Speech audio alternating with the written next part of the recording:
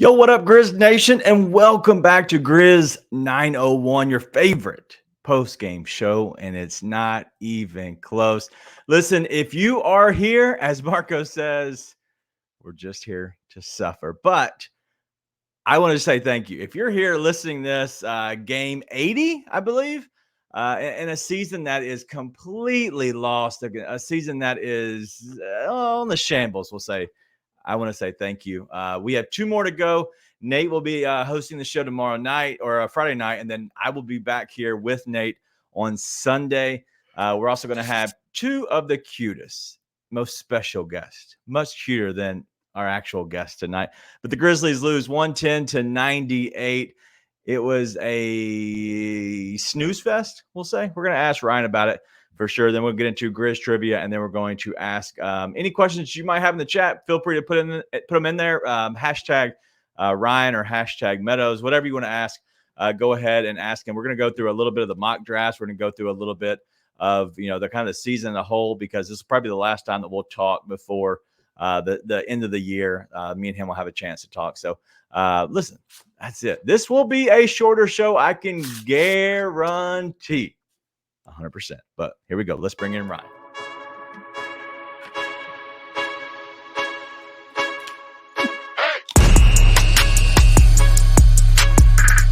All right. So you're not from Mars, I do believe. Fingers crossed. We'll see. You're definitely much quieter than a show this morning. I was like, oh, I can't hear you. I had to turn it down because the guys on that show are so much more loud in a sense, and so it's very when they're on it, it's just like just coming through loud and clear. The Black Ninja DJ is Ryan's internet working, so we'll say a little bit of behind the scenes.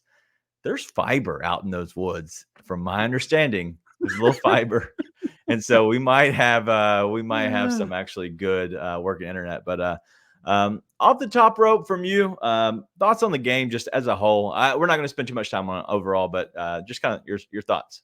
Yeah, hopefully this internet is not as spotty as Jake LaRavia's basketball performances. So hopefully, like tonight, we get a good, clean connection here, because I don't know what happened to him in this game. I mean, he dropped Isaac Okoro. He what, 30 plus points against the Cavs trying to make the playoffs? Wow. What is happening? All right. So I do have some questions on that. The Cavs, let's hit on them real quick. What's going on? They don't look good at all.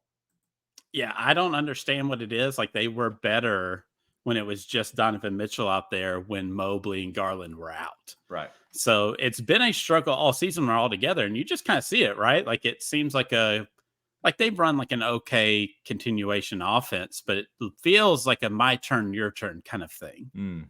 And so they've kind of need a really favorable matchup in the first round, like someone like the Magic, first time being there, young team, to actually advance, because if they face an older team, kind of last year with the Knicks, I think they're going to get bullied around a little bit again. So that could be kind of the end of the Donovan Mitchell story in Cleveland. Yeah. Well, the fact is, they're two big guys, Mobley and Allen, combined for 22 rebounds, which is, big for them just in general. But also, you're talking about 28 points. So 28 and 22 from your two big guys, that's not terrible. They're both shooting okay percentages. There's nothing crazy or off. I don't see like George Niang, like Okoro did. Like he's just out there. Karis LeVert always kills the Grizzlies, but I just don't see anything with this team. And I don't know. They don't scare me at all. I would not be worried if I came up against the Cleveland Cavaliers in the first round. Not at all. Yeah, I think the weak spot for them is actually the Okoro spot, right? Like, we are very familiar with this with the Grizzlies, and having a physical defender who cannot do anything on offense for you. So it just shrinks the court for everyone else, especially when you're playing two bigs, Mobley and Allen, who right now can't really do anything outside of 6 feet. Right. Yeah. And for them, you're talking about a 4 or 5 matchup, like you were just saying about Orlando. you're hoping Indiana somehow jumps Orlando. Like any way possible, you need that to happen. Yeah, it's got to be Orlando or it's got to be the Pacers if the Cavs expect to actually advance. And if they advance, they're getting boat raced by Boston. 4-0, baby, or 4-1 if the Celtics decide to take one off.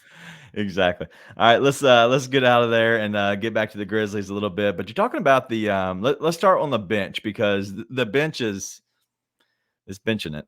The bench is Jack White. His the other band guy with him is Tim Allen, and then on the drums is Xavier Simpson. So listen, the Motley Crew or whatever you want to call them. You want to call them the 6-point backups. Well, you can call them whatever you want to call them, but these guys, it just is what it is. Like, it's so bad. They're bad. It's horrible. And I don't want to say anything personally about them. It's just they're not NBA level talent. They just aren't. And so, they're running a big 3 bench. It's just I literally put a lot of money on Jordan Goodwin to have 8, 10, and 12. I laddered him up all the way to 12 actual rebounds tonight. And he didn't even play. He was inactive because of the whole 2-way. I hate that 2-way. They should say, if for some reason you suck so bad, let's remove that 2-way. So if you're 15 games under 500, the 2-way rules do not apply anymore. We want these guys play. Yeah. Is that not a good rule? Come on. Why wouldn't the NBA, like, this is a guy who's trying to make a roster, right? And you're going to limit him based on some dumb rule you made up about 2. Come on. Like, honestly, who's taking advantage of the 2-way rule anyways that benefits them?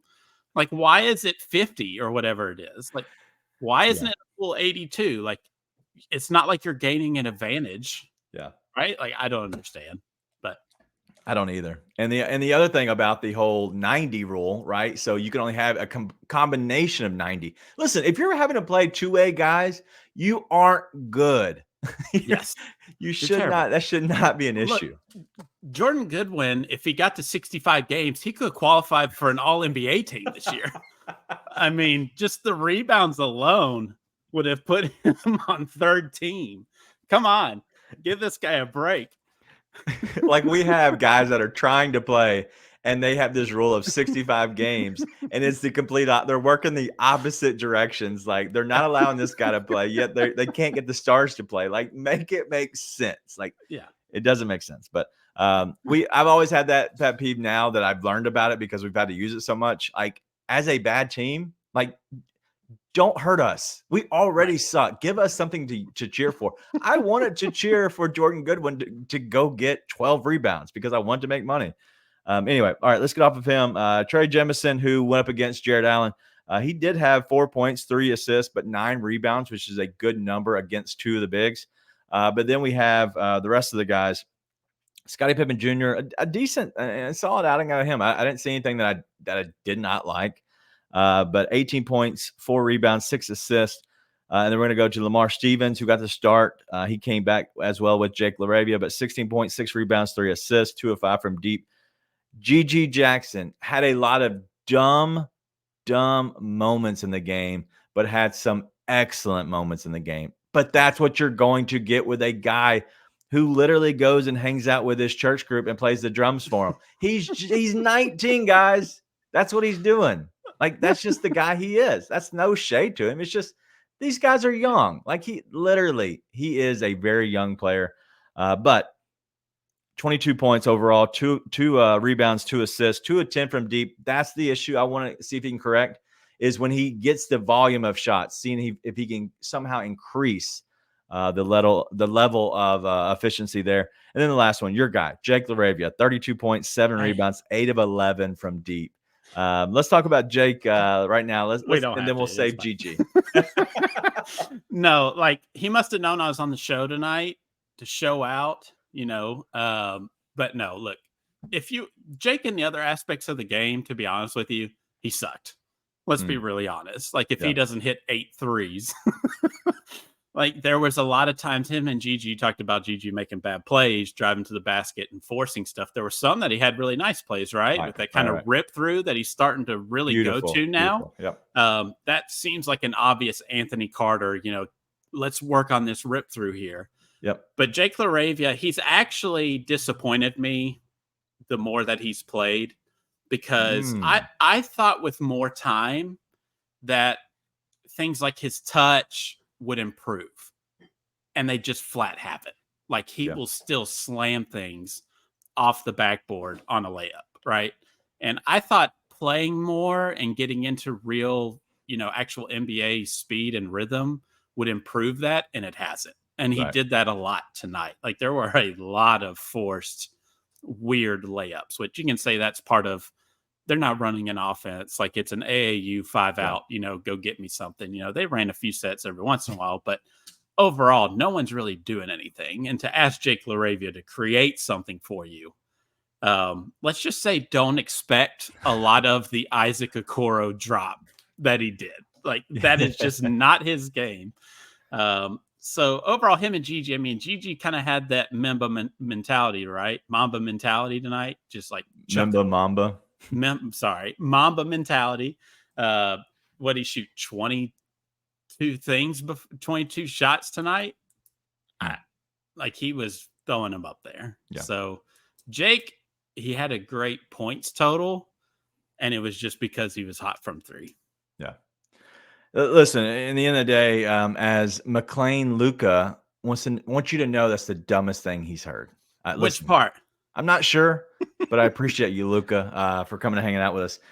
Listen, I will say that they have looked good in a lot of areas, but I don't want to look too far past the fact that, these guys are getting the usage rates. These guys are getting the volume, increase, big time. But what's happening is I don't see the consistency that we're going to see, but also like Jake hasn't even played a full 82 games in his career so far. Yeah. And this shows that, hey, he's still really young in his career. I'm hoping that maybe these games right now is when he does get hot. But same thing for Gigi. When you get hot and you're feeling it, and then the games where you don't have it, like where can you find that middle ground that a really good championship level team really needs a player to come in and give them a boost off the bench? That's where they have to be, because they're not going to be in the high usage rate on these teams. And everybody knows that. Yeah. But that's not going to happen in the next 2 years. And not even for Gigi, Gigi's exceptional. The problem is I don't see it yet. And he's young. Him being a consistent guy you can go to, you have to grow with him. And I think because of that, I think you're going to see Gigi get the edge over a lot of these other guys, is because his ceiling is the roof, as Michael Jordan said. Like absolutely, the dude is just out of this world. His athletic moves going to the basket, that corner three has been, great. And so I'm curious your thoughts on that. So when everybody gets back next year, let's say you were given, Jake, Zaire Williams, Gigi, I'm not saying the front office, sure, who would you go to and who would you lean on to actually bring in off the bench to maybe be that kind of X factor type player?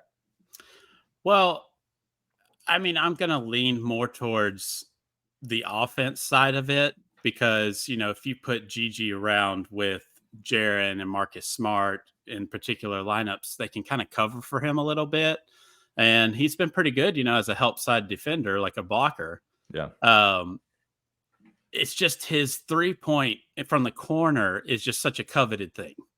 And Zaire has just shown that he's not consistent at that. Right.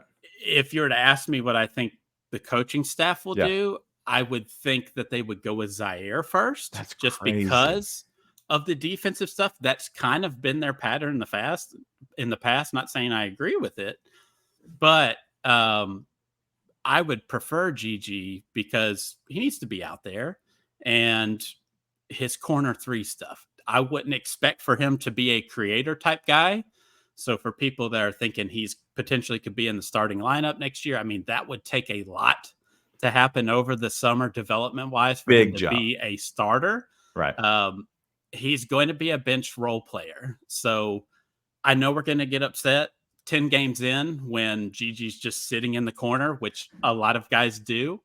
Hold on. Is that Sure. corner of the bench or is that corner of like the actual court? I just want to make sure we're on the same page. When he comes in, he'll start on the corner of the bench. And then when he comes in, he'll be primarily probably a corner shooter or corner and that wing elbow down. All right. My okay. I'm okay with that part of it. I want to go back to it because Key Meeks is saying that Gigi's going to be the 6th or 7th man off the bench. And that means overall coming off, right? Not the 6th or 7th off the bench, as in like not playing.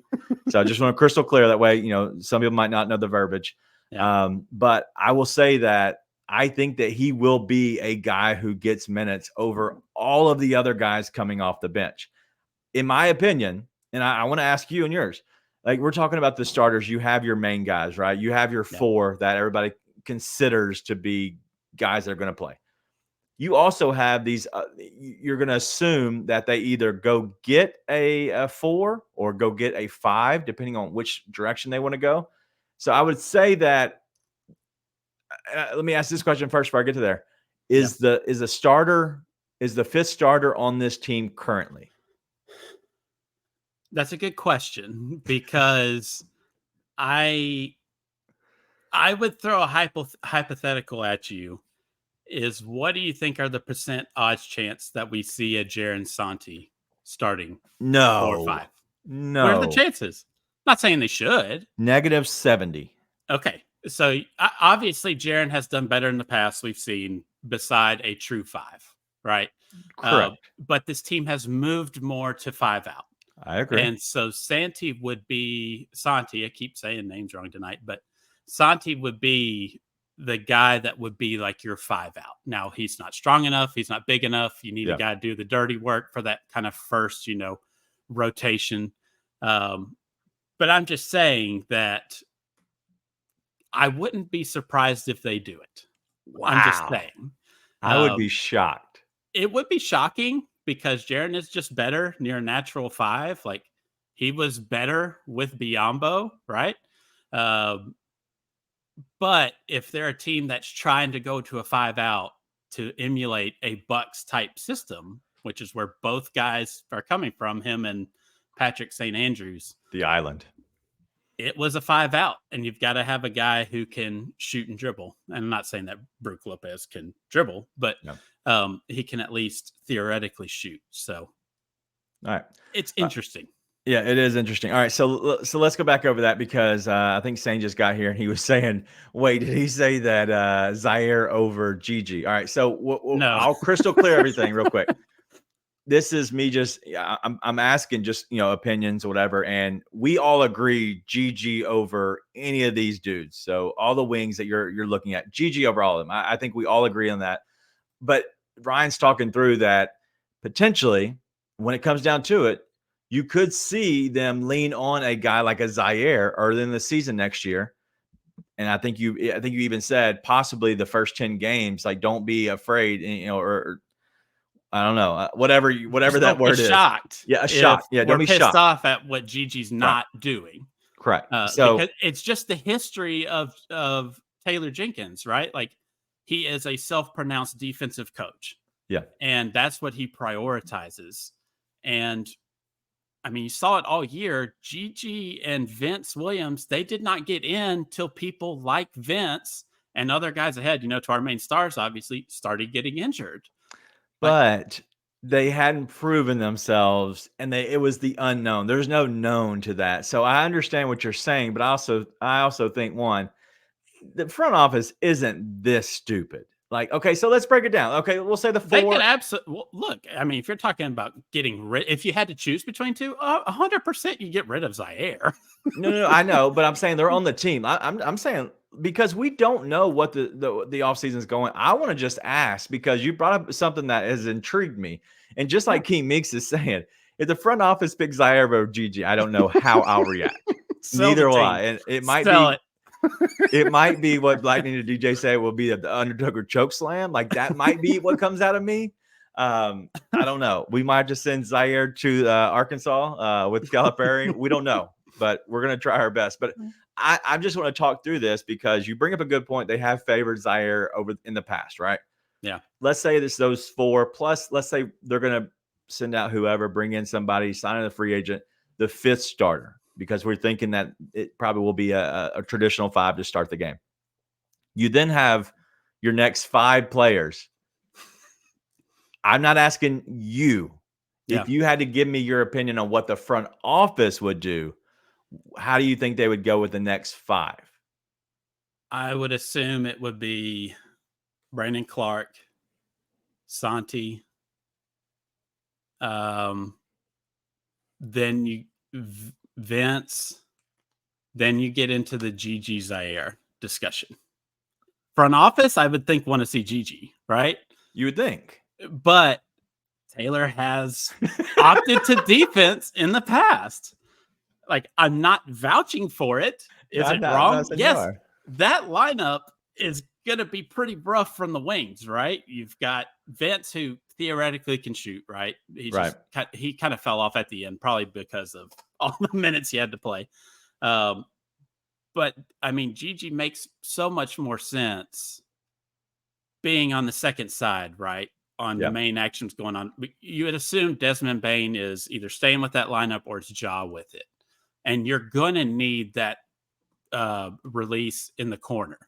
And Gigi is that guy. Zaire is not. But that is not the history of Taylor Jenkins playing people. Man, you're gonna make me mad. If that was to happen, I would lose my mind.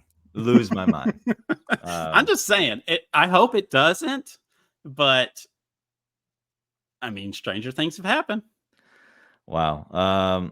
I'm actually getting text from people asking who you actually are on this show. That's why I don't want this taken out of context.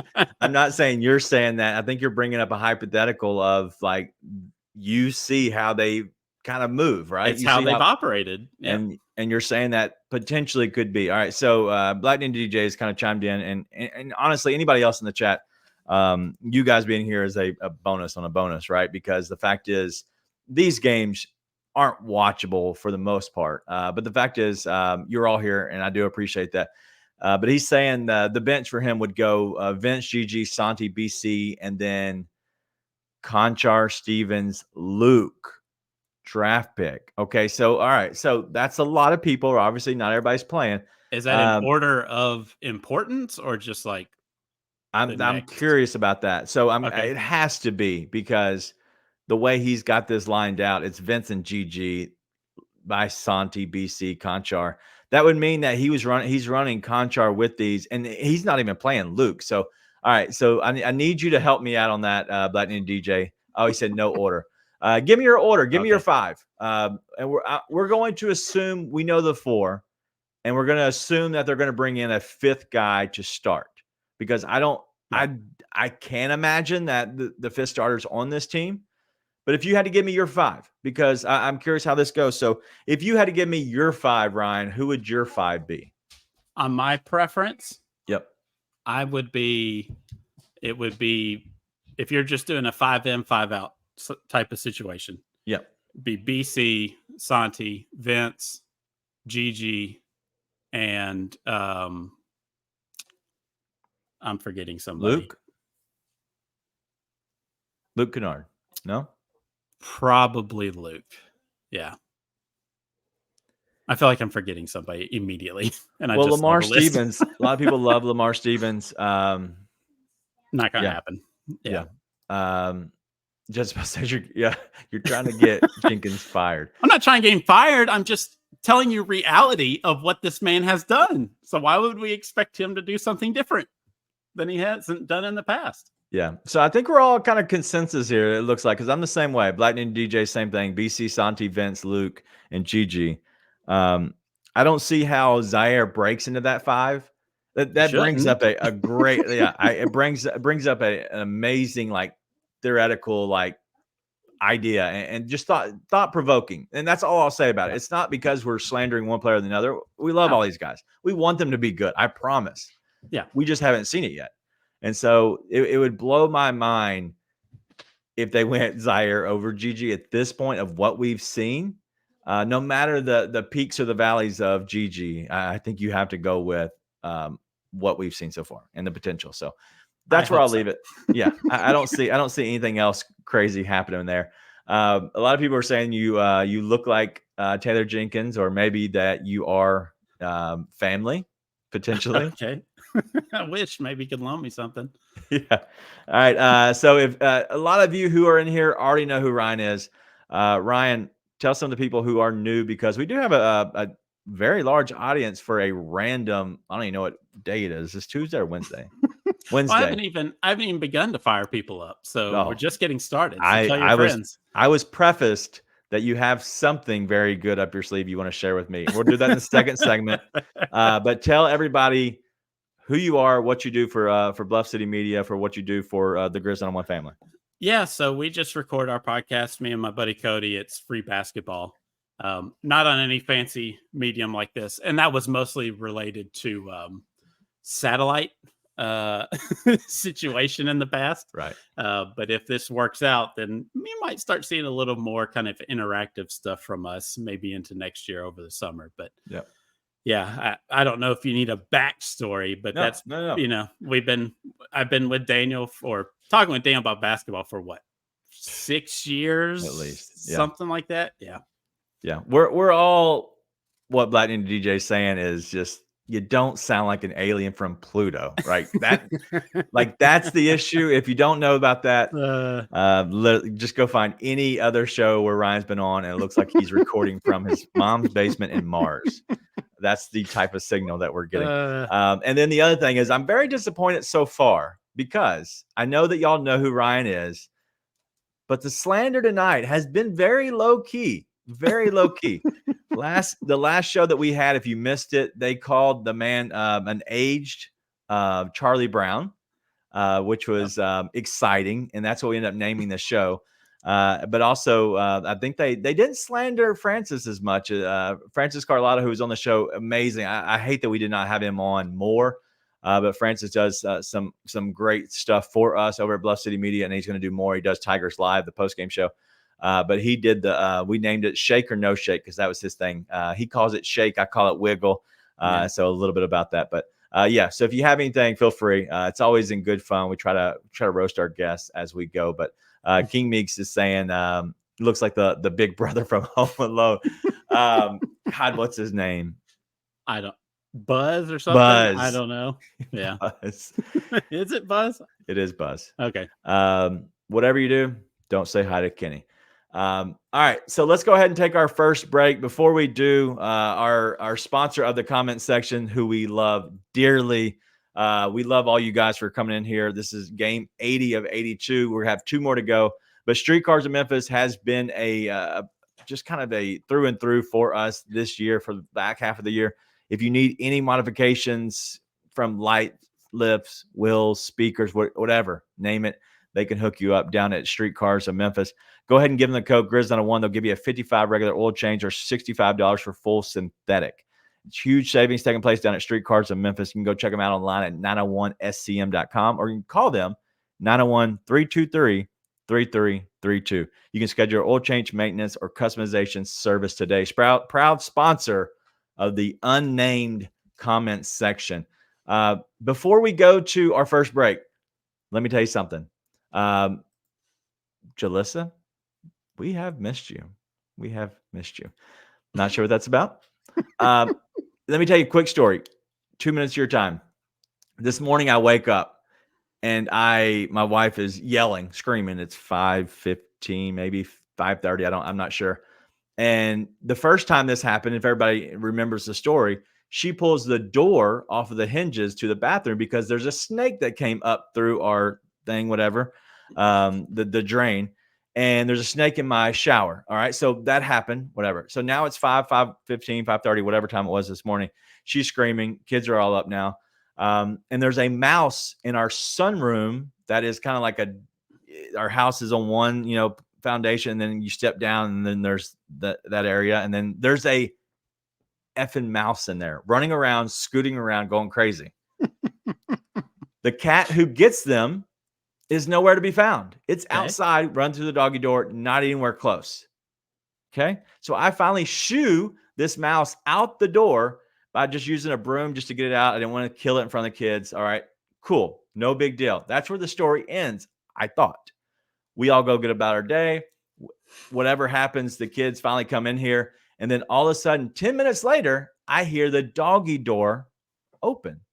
Okay. I go see who it is.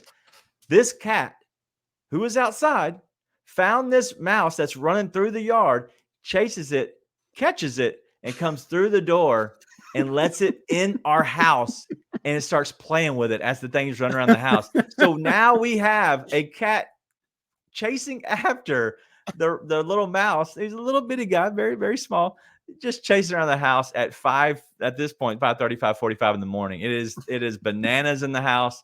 We're trying to figure out where it is because we don't want it to get somewhere where the cat can't get it, and then the cat just gets bored and goes to sleep. Like, that's not what we want to happen. So that was my fun story this morning, and I shared that on the show that I was on, our Driving the Line show this morning. And Duke actually, the cat became part of the show. He is the show cat now. So I figured I'd share that story because, man, it was funny. So anyway, all right. So yes, it was Tom and Jerry at our house. I don't know, and it was I didn't expect to have a live mouse just dangling on the cat's mouth, and he just drops it and starts chasing after it again. He's like, "Oh, this is fun."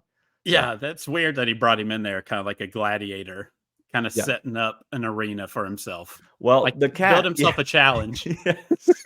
Well, the cat actually brings up moles. It goes out, kills moles, brings them up to the back door all the time, and leaves them. Great, show off. Great, I'll throw them out. Whatever. Thank you, but not a live one, and especially a mouse that runs fast. These moles don't go fast. This mouse is going fast. I couldn't even find him half the time. Anyway, all right, that's part of my story. The story time with me. All right, let's get to our first break, and then when we come back, we'll do actually Grizz trivia.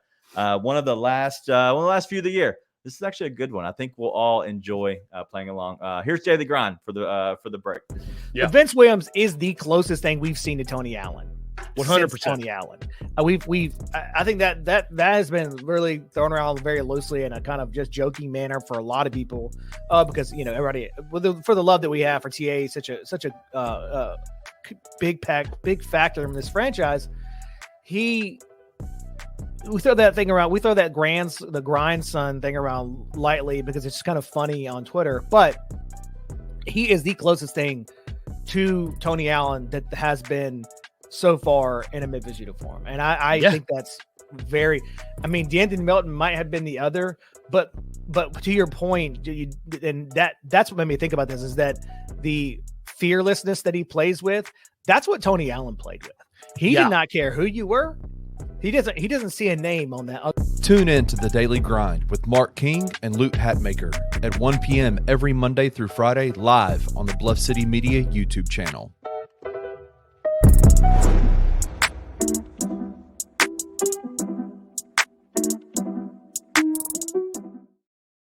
All right, welcome back to Grizz 901, the post-game show for Memphis Grizzlies. We do have a little bit of comments I want to hit in before we get through to the Grizz trivia. And my thing's glitching over here, so I apologize if I'm shifting through different things. I cannot get the comments to stay up. But Kenny, I never said he was amazing on the show. I did say that about Francis. Sorry, Kenny. He did wear a Christmas wreath, just so everybody's aware. Like, he did. But yes. But in DJ, I'll give him his flowers. We love Kenny. Always great. He is the best producer in all the land. Two things I want to share before we get onto it. When are we finally going to let Goon the Shooter and King Meeks on this show? Summer League. Do it. Should be a Summer League show. Tuesday night. Some Tuesday night we'll do it. Oh, speaking of that, guess who I contacted today, Ryan? Adam Silver. Live on a show. Probably not a post-game show, but we're going to try. We only have 2 more, and I'm not going to be on the next one, I don't believe. So it would have to be Sunday, and I don't think that's going to happen. But we're going to get live on a show, Tom Izzo again, to answer some questions. So if everybody's aware, I spoke to them. It might have been this morning. There was a lot going on. But I spoke to his handler, in a sense. I spoke to him this morning, and so he was going to ask about one of the post game shows. just to give some thoughts on Jaron, but also Xavier Tillman, as we always do. Always like to ask, have our regular guests come on come back on the show. But now that we've done this so much, having him live on the show is what I want to do. And so, we thought about doing a pre-recorded. I didn't really want to do that. I want to do the live thing. And so we're going to wait and see the best time. It might be a random Tuesday. It might be middle of the summer. We're not sure, but we will have time, as I promise you. And Grizz Girl, always one of the best and one of the OGs. The season has been rough, but promise you, we try to make it as much fun as possible. Even the story time, I'm trying to do my best. All right. Now the Black Ninja DJ wants to, man, listen, we're going to have a full show where we just bring some of these guys on. Okay. We're going to do draft that. night. It's 2 days. It's 2 nights now for the draft. Draft might be the best one. Black Ninja DJ loves the draft. All right. So listen, I've presented this to Nate, and Nate was scared because he wasn't sure what some people might say. So I think if everybody can behave, we can do it. So we'll see. We'll see. All right, let's get to you gotta do an interview process. That's the issue, is we're live and we have to trust everybody that we're bringing on. So that's the problem. But anyway, let's get to Grizz Trivia before we get too far in the show.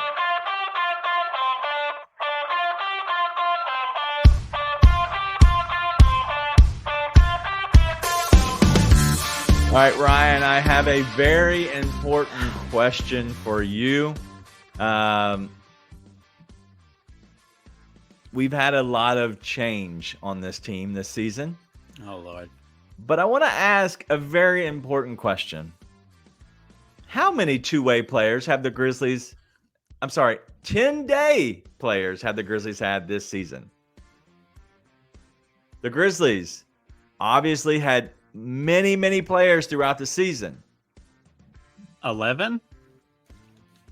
1, 2, 3, 4, 5, 6, 7, 8, 9. Nope. 13? Let's see how many times you're counting. I stopped. I forgot you could hear me. It is not 11. It is, the Black Ninja DJ has said it is 10. Okay. All right. So we've gotten that far. How many could you name? Xavier Simpson. Current. Jack White. Current. Pereira. I don't know his first name. We just talked about him. The guy that had 19 rebounds. Goodwin.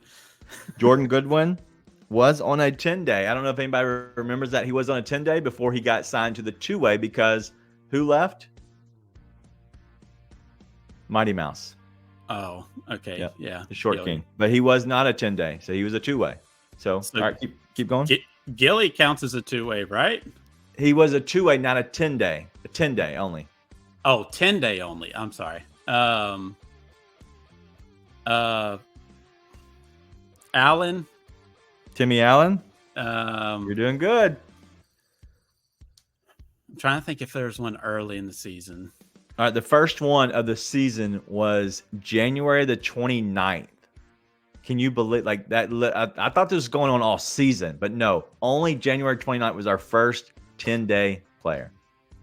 Our very first one. Looks like the last one. Matthew Hurt? Does he look like me? No, Matthew Hurt and Jack White. They both do guys. They look the same. They're just big white Gumbies.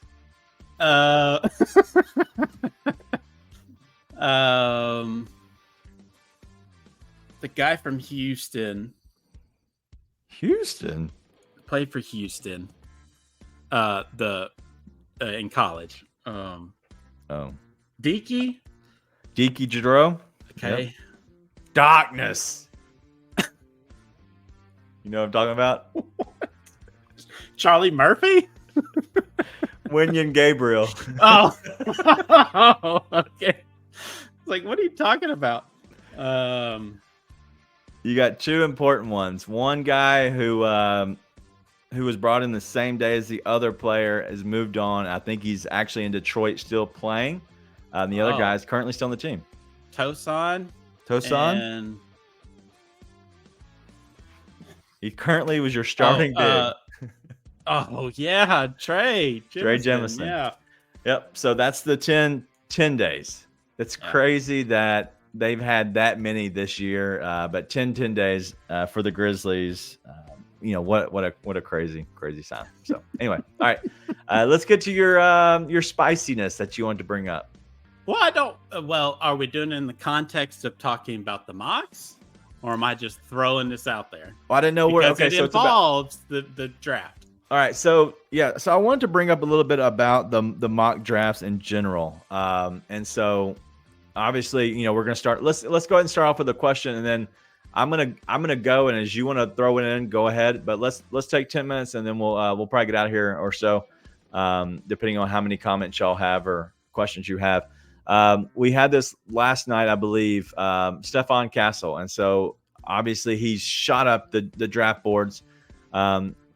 As Black Ninja DJ is saying, he's grown on him more. The more you watch him, the versatility, the big combo guard, ability to play make, athleticism, all that. But that's only if the Grizzlies can get a veteran big. And so, what's your thoughts on Castle if they were to get a veteran big on the side and then draft a guy like Castle?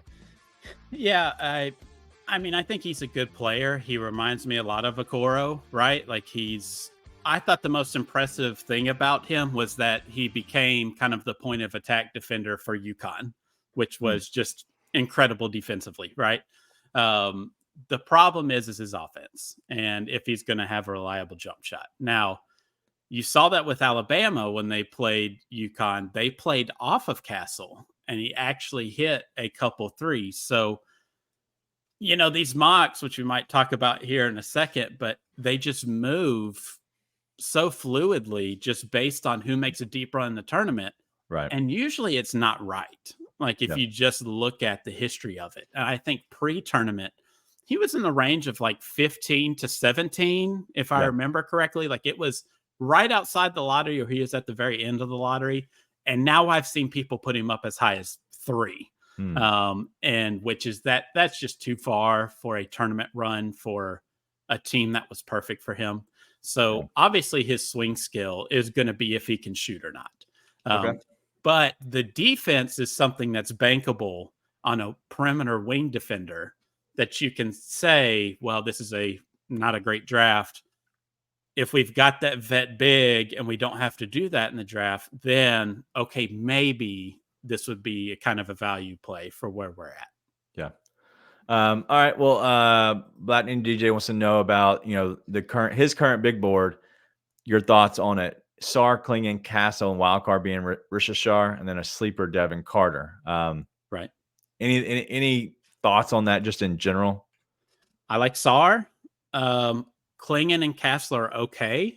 They wouldn't be 2 or 3 for me. Rishashar is a real wild card.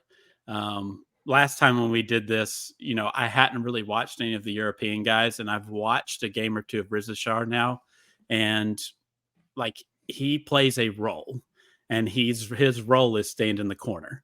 And so I think he got a pretty big bump early in the year because the question mark with him was his shooting. Like he's a good athlete. Like he's tall. I think he's 6'8", good athleticism, projects to be a pretty good defender. I think the question mark for him was he going to have a consistent 3-point shot, which he had early on, and it's kind of fallen by the wayside now. But he's a guy that plays a role. Like I see people saying that he's this like ball handling creator, and I just don't see that. Like he's an open court guy and sit in the corner, and we've got guys like that already. I'm still a big Tyler Smith guy for just the size and the shooting. Yeah. I don't have like an official like top big board right now because it's so fluid, and I kind of want to see after draft lottery where we actually are before I start penciling in guys. But I mean, they're all okay. They're not exceptional. Like there's still question marks about Sar for sure. But he would definitely be number 1 on any of my big boards if I were to put out one now. Okay. All right, let's go through a little bit of the actual drafts. So I'm looking at one of them. Good luck. Yeah. So I'm looking at the mock of Wasserman, Jonathan Wasserman. I believe he's with Bleacher Bleacher Report. Report. And so one thing I will say, they have he has Tyler Smith down at 20, Channing Frye as his pro comp. Yeah. Um, Just because he's 6'9" and can shoot. That's it. And All right. that's big as that's how most of these comps go. If you were going to give a pro comp to Alexander Sarr, just what do you think they gave him? I would assume it's Jaren Jackson Jr. because I've seen that before. And they are very similar, like just being the size that they are. Yeah. The shooting kind of woes. I don't think Sarr is actually as big as Jaren. Like Jaren has really broad shoulders Now, but when he was 18, he looked like a skinny he was mini. still broad. He was still broad though. Like you could see the frame that he could build on. Yeah. Sarr doesn't really look like that frame, but his wingspan is crazy. Okay. And he's a really good athlete. So it makes sense. Yeah, it makes sense. If I told you that draft night, somebody drafts in this order, Sarr, Dillingham, Shepard, would you lose your mind? I wouldn't lose my mind, but I would laugh because 2 and 3, I mean, you just, I get it. If it's, you just like the guy and you want to take him and you're a terrible team anyways, then why not? Right. Just for fun. Why not? I mean, you're the Wizards. Like what else, what's worse you could do? Like the Hornets, let's just get a warm body that can dribble. So it's not the ideal of what I would think it should be for those teams, but it would not surprise me, but it would make me laugh. I would. So that's the 2 and 3 for Wasserman. Then he has, the Charlotte Hornets taking, Rishashar, whatever his name is. Yeah. And then it goes down to, Stefan Castle, which is at 5, which is still a big jump. The previous spot for him was 7 from what it says on here. And then you have Don McClingan following all the way down to 6.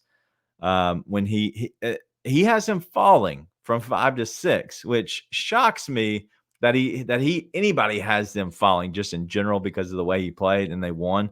Usually that goes for a long way.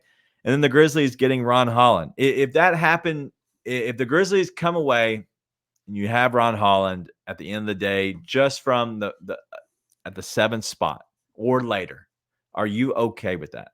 Yeah, I like Holland better than Castle, if I'm being honest. Both question marks are about the offense, right? Holland's a little bit bigger, a really good defender, right? Like he could be a shutdown wing defender. Yeah. His offense is the same like Castle. You're just kind of like, maybe, or we hope so. But defense gets you on the court, like offense keeps you there. So he will at least get on the court with his defensive activity. Yeah. And they're kind of rounding it out. They have 10, Buzelis, 9, Nikola Topic. I think all these are very fluid, like you're saying. And then you go Dalton Connected 8. I'm gonna go the next one real quick, but Lightning DJ saying about Dillingham, not impressive at all. Very small guard, too streaky, very much so. Like how streaky that like he was. There's a whole reason that Kentucky just didn't do anything because they were just too streaky. And Reed Sheppard was just he was just too small. Personally, just looking at it, he wasn't explosive enough to be a shooting guard or to be a point guard. And then he shot well enough to be a shooting guard, but then he was so small that he's kind of out of position with his size.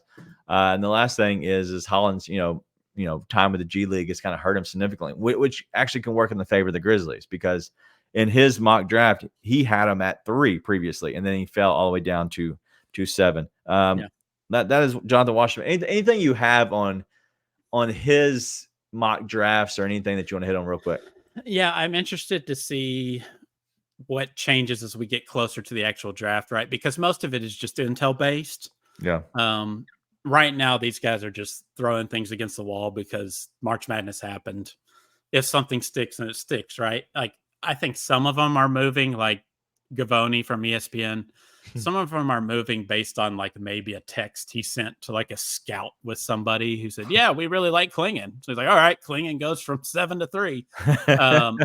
That's kind of the status of where it is right now. But like usually in the past, the ones when we get closer to draft that I think has more intel are Bleacher Report with Wasserman, ESPN with Gavoni, and then CBS Sports, I actually think has some good intel guys. They're usually pretty good about it too. So I'm interested to see how it changes because once the draft workouts, combine stuff happens, it's going to change even more.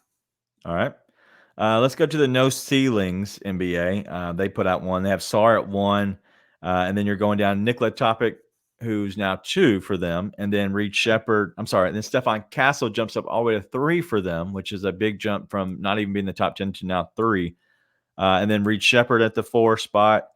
Donovan Klingen still at the 5-6 area. And then you have Rishashar falling all the way down to 6. So pretty much swapping some of those big guys for Topic and Rishashar and that. And then you have the Grizzlies getting Dalton Connect. If the Grizzlies land on Dalton Connect on draft night, are you happy with that, or it's fine? I mean, it doesn't blow me away, but it wouldn't disappoint me either. Yeah. I mean, he was just such a high volume guy at Tennessee by necessity, right? Yeah. I mean, he shot so well being wide open when he happened to be wide open. You would assume that would translate to when he's even hopefully a little bit more open, surrounded by better players, right? You would assume. But how much of that is volume? You know, I don't know. Is it the freedom of it? He seems obviously like a confident player where I don't think it's like a Jake LaRavia situation, right? Where Jake first coming in looked petrified to do anything. Connect is at least like Gigi where he will shoot it. Like he will let it fly. Well, they do have Rob Dillingham going all the way down to 9th on this. And so, Bazelas, and you have Rob Dillingham going all the way to 9 to Houston Rockets, which like, what a horrible spot. Yeah. Wow. Cody Williams at 10, Zach Edey at 11. So Zach Edey jumps all the way to 11, like not even the first round, possibly not drafted, to now Edey at 11. And then you have over Kyle Filipowski, who did not show well.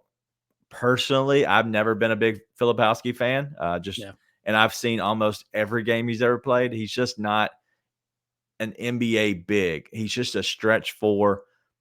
And I don't know really what he's going to do in the league to dominate. I think he's going to be in the league. I just don't know if he can dominate unless he really grows into his frame a little bit more and kind of gets a little bit more quick twitch. But one guy I haven't even mentioned yet, falling all the way down 13, is Ron Holland. From him to drop out of the top 5 all the way down to that, pretty much the very end of the lottery, would be pretty concerning for me. Let's hit on this, the Dalton Connect thing. Lightning DJ wants to say is he has the size and shooting, but the lateral foot quickness similar to, obviously like Jake in a sense, and the speed concerns him, especially on defense. Is that what concerns you? Yeah, that would be the only thing, right? Because I mean, even Rick Barnes benched him in the SEC championship game, wasn't it? Because he just wasn't given any effort. So, I mean, a lot of times just watching him, I don't want this to be like a knock on him, but like if he wasn't involved in the play on offense, he just didn't really seem to care that much. Right. How much of that is just the burden of having to carry a top 7 team in the nation offense? I mean, a guy's got to take a break, right? Yeah. So draft your cat. So Kimi wants to draft my cat instead. Listen, I'll end this on the simple fact that I don't know what's going to happen. I think this draft is so all over the board that anything could happen. And I would not be shocked with anything other than Edey at 11. That would shock me. If I saw Edey at 11, I would actually laugh, but also just be so happy that that didn't happen to the Grizzlies. Like, because I'm not against Edey. He's fine for what he is. He's going to play in the league, I would assume, especially a regular season player. I think he can make us spots, minutes here and there, maybe in a playoff team, as somebody got completely change of pace. But I just don't see him being a long-term starter in this league ever. No. I think he's going to bounce around and try to find his spot. So, all right. Anything else you have on these mock drafts? Because they have been all over the place, and I think it's comical at times to see them move up and down. Yeah, no, not anything additional right now because we just kind of got to wait and see a little bit. I think the draft lottery is May 11th. So basically a month from now. Once we get the order, then I think they'll change even more because we actually know May 12th. who's May 12th. Okay. Who's picking where. But I know that we have talked about, or it's been discussed in the past, what to do with the pick. And I have mentioned this to you personally because I'm curious of everybody else's thoughts. Okay. Klingon, if we do take Klingon at 7, right? I think the thing that's not being discussed right now is the guaranteed salary that he's going to be on. 7th pick, I think the scale is 5.5 to 6 million, and obviously it will increase year over year over year. So that by the time of his second year contract, you're probably looking at a double digit, like Steven Adams type contract. Is second year? No, second contract. I'm sorry. Oh, okay. Yeah. His second contract. Yeah. Okay. Is that solid value money wise to take a rookie for a team that we expect to make a deep run, right? Is that good value for that pick for what we're going to have to pay that guy over, say, going into the vet minimum, which is, 2.2, I think, which I'm not sure who you're going to get for 2.2, but would you rather have someone who's established at the 5 million instead of a rookie like Klingon at the same amount of money? Wow.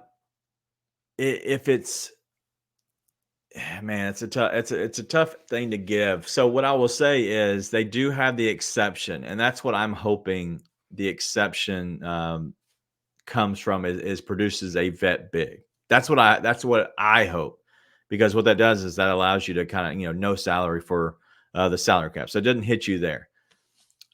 I don't know what they do, but you're talking about 6-7 million to a young guy who we already don't know if we think is that great, or it can be on the floor. Yes, like that's going to be tough. Like if we're like, that's exactly what a guy like Zaire is going to make next year. Is 6 million and contract too, right? Yeah, and possibly might not play, and that's going to be a lot of money that is tied up on guys that are the honestly the 11 through 15 guys. I'm curious. I haven't even thought about the money part of it, because that just makes me think they're going to figure out a way to get off of that money, because I don't think they want any of these guys for that. And I that's probably not the best thing anybody wants to hear after we talked about draft for so much. I think that's the realistic thought process of all of this. I just don't know if they're going to spend that much money on a guy they don't love. But yeah, I don't think it makes sense, right? Like, I think I would rather take the known commodity if I'm going to be spending 5 to 6 million, excuse me, for a center, which leads to me to the part I kind of was going to surprise you with a little bit here. This is not like Inferno. One of them is actually, you can't actually do it right now, but I want to put the thought out there anyways. The very first thought for me, if you're going to trade back, I do think there is 2 avenues. I think now, if the Grizzlies do not want to commit that money to a rookie, right? We're ready to win now. We don't need another rookie, especially a center. It's going to be very hard to do, but would they look to try to move out of the first round completely? That's number one. Number 2, I think the most obvious trade down candidate is with the Portland Trail Blazers at 13. The Blazers are obviously rebuilding, right? They've got a lot of young pieces. You trade them 13, you can say, hey, give us 33 as well. You move back from 7 to 13, pick up 33. The money drops for that player. You can still get a center. Can you flip back even further? I don't know. That's a lot of movement on draft night, because I had to look at this, because usually trades in the top 10, they just do not happen, right? Most people do not move out of the top 10, but this is kind of a special case, because like the other question about this draft is like, is there one all-star that comes out of this draft at all? Like, it gives you 2000 vibes, which that draft was the Kenyon Martin draft, I believe. And he was the only guy that made one all-star. This draft kind of gives you that feel. The only time a team has traded out of the top 10 to move back was in the past 10 years. was the Sacramento Kings in 2016.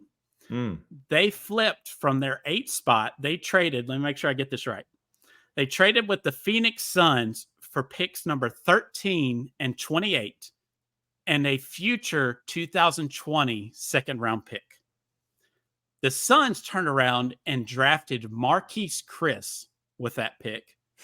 The Kings drafted what's his first name? Giorgio Papagiannis. Yeah. And you might know this name here in Memphis, Skal Labissiere. Okay, yep.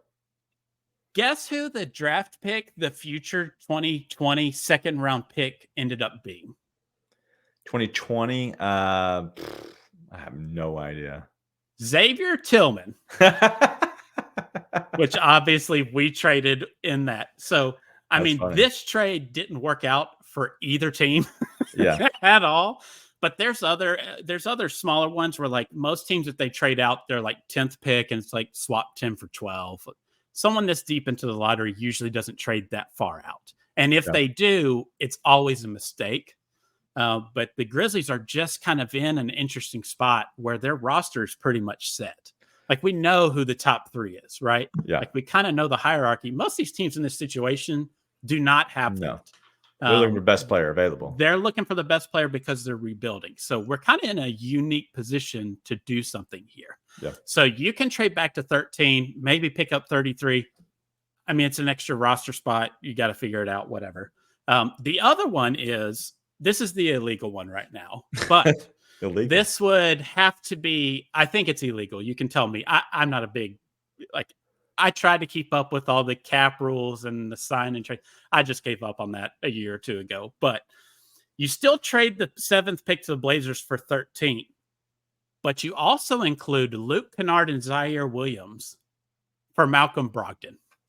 Malcolm Brogdon is on a 1 year. He'd be on his expiring $22 million next year. Malcolm Brogdon's familiar with Marcus Smart, gives you an older guard. Kind of fixes your backup guard situation. They're both 30 and 31, but after this year, it's $22 million in space. You figure out the Luke situation. Obviously, I think we talked about this. We don't want to commit a lot of money to Luke long term, and we want Gigi to be here. We got to get Zaire out. Yeah. So Sharma, we'll get to your question in a second. I do want to answer. I want to have you answer that as well. But to this, all right. So both of these guys, Zaire and Luke, are both on expiring deals next season. Right. So that's why I don't like it. I don't like that because of that. Because I have somebody that fits this roster better with Luke, no matter the Zaire deal. I have a better guy that fits the roster better with Luke personally than what I do with Brogdon. Brogdon's fine. I do like Brogdon. He's a decent player. He's been very good, but I don't know if I want another guy that's going to be handling the ball as much. And that's my only issue with that. And so I wouldn't do that. Now I thought you were going to bring back like Robert Williams or something. Maybe. I did hear today.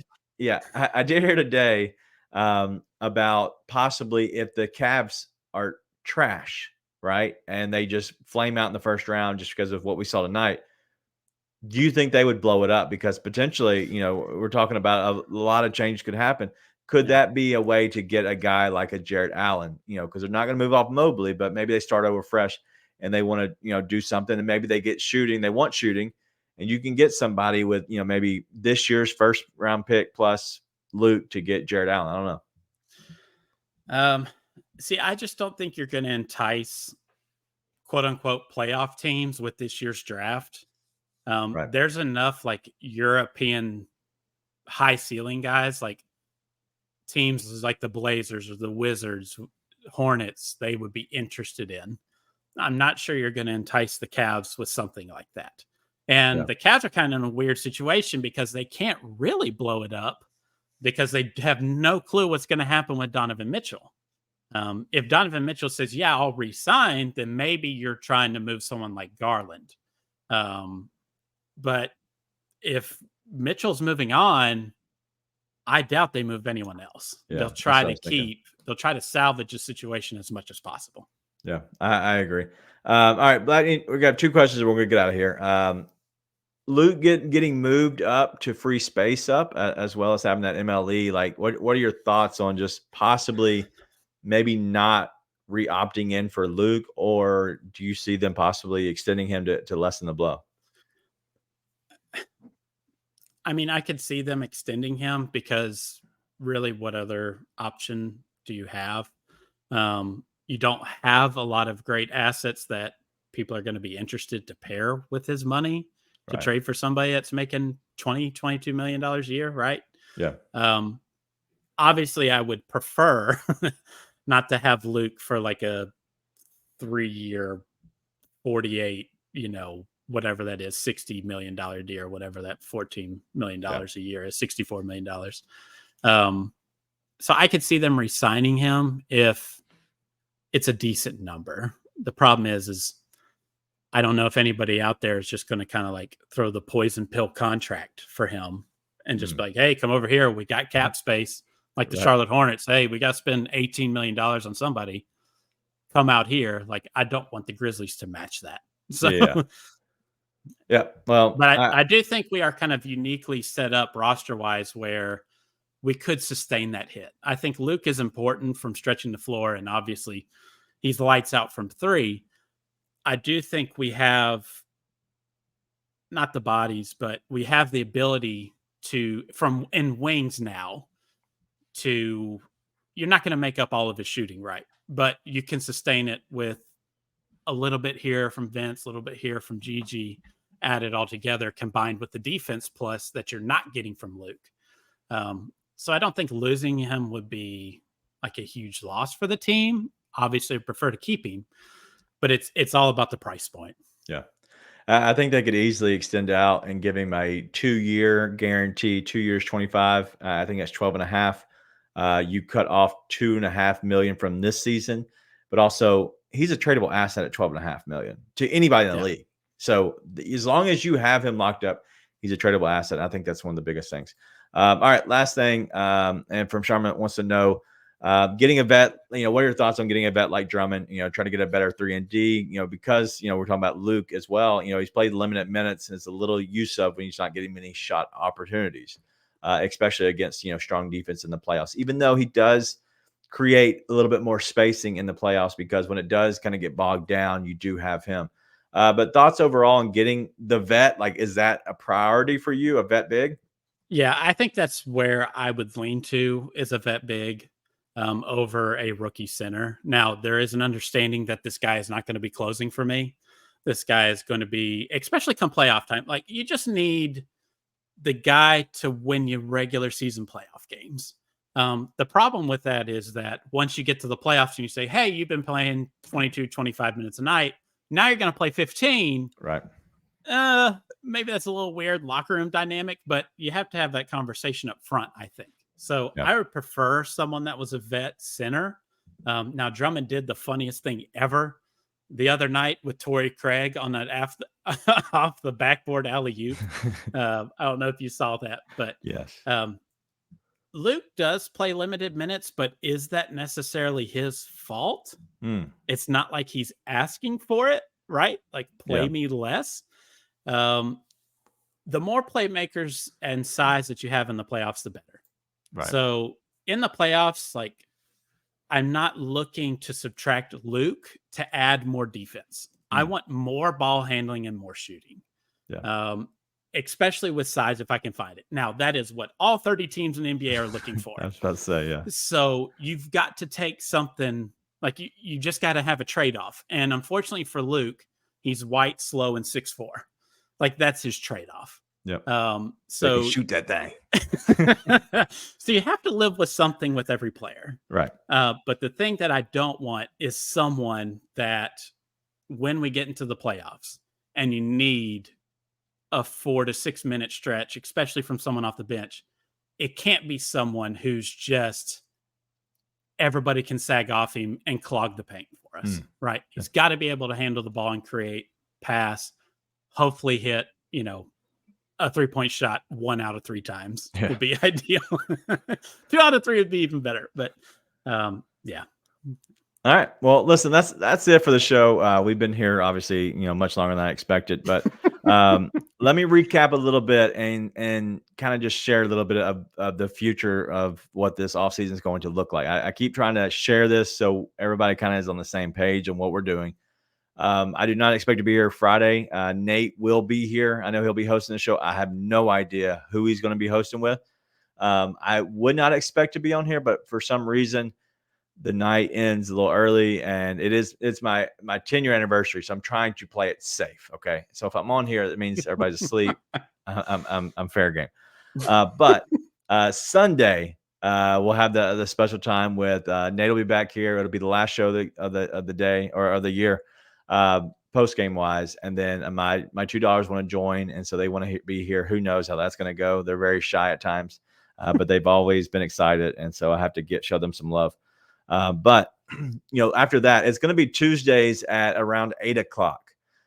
It might bleed back to 8:15. I'm not sure because I do have one of my kids, play soccer up until 8 on Tuesdays. So it might be like an 8:15 start. We'll see. We'll kind of play by ear, but it will be Tuesdays around 8 is a normal time. There's not much going on Tuesdays usually. We can watch games. That's kind of what we did last year was we watched some of the NBA games that are happening live, commenting on that.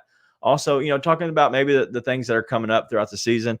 We're going to go through April, and then May 12th is the actual lottery.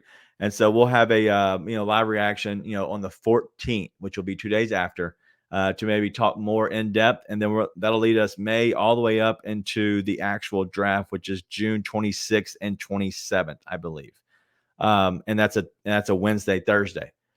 We probably won't have a Tuesday show because we always do a full live draft show.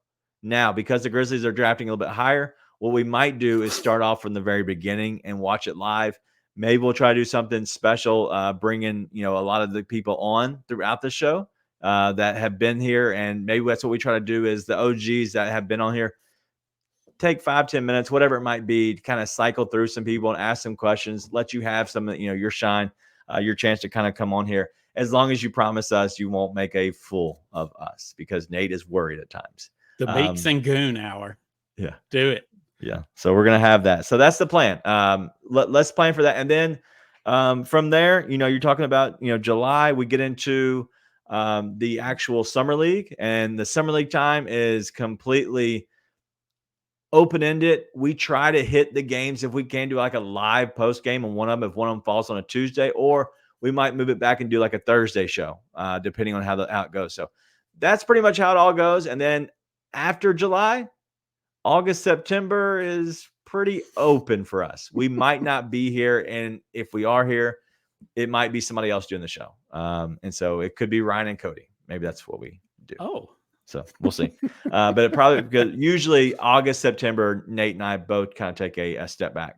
Gives us a couple months off, or maybe a month. So we'll see. But anyway, that's it. That's the ins and outs of it. Just wanted to share that because I know me and Nate have not talked about it, so he probably doesn't even know what's going on either. But he knows Tuesdays usually around 8:00 is the plan. So moving forward. But Ryan, can't thank you enough. Let me give a shout out to our two sponsors real quick. Don't want to spend too much time, but Pew's Residential Spray.